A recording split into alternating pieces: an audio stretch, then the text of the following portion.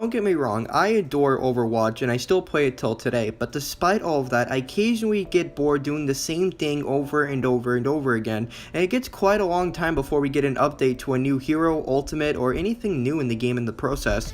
Yes, I could just play arcade mode like 3v3, but despite that, I still get bored. It's not enough, and occasionally 3v3 doesn't even show up that often. Now, let's just get real. Overwatch needs a huge update by far. It needs like a custom game mode, for example. It needs to have more variety to the fans that we have before. We need the creativity that the community could bring to this whole game in general. But thankfully, Blizzard Studios has been paying attention to the community. In fact, he went on Twitter saying this: "Decryption status. Target has been found. Deploy Overwatch strike team." So finally, we're getting a new Overwatch update, but this time with a more variety with gameplay. That's actually pretty impressive. In fact, there was more things that we bargained for that we couldn't imagine.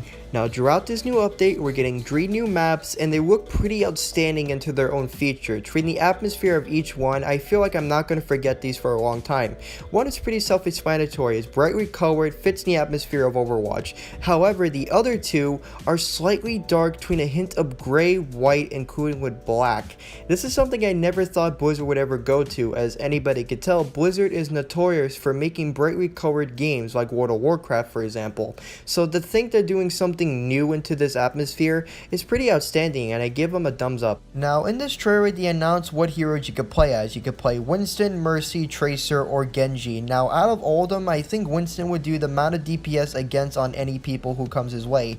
As anybody could tell, in the main game, Winston's able to kill 5 people at the same time without even reloading. That actually is quite ridiculous, and plus Mercy damage boosting him, that's actually going to make the game of fly so much easier. Now, out of all the things we have seen throughout the whole trailer, what really got everyone's eyes and questioning everything in the game, including myself, had to be the scene of Tracer's motorcycle. Now, everybody has to tell, would this be in the main game on quick play or competitive?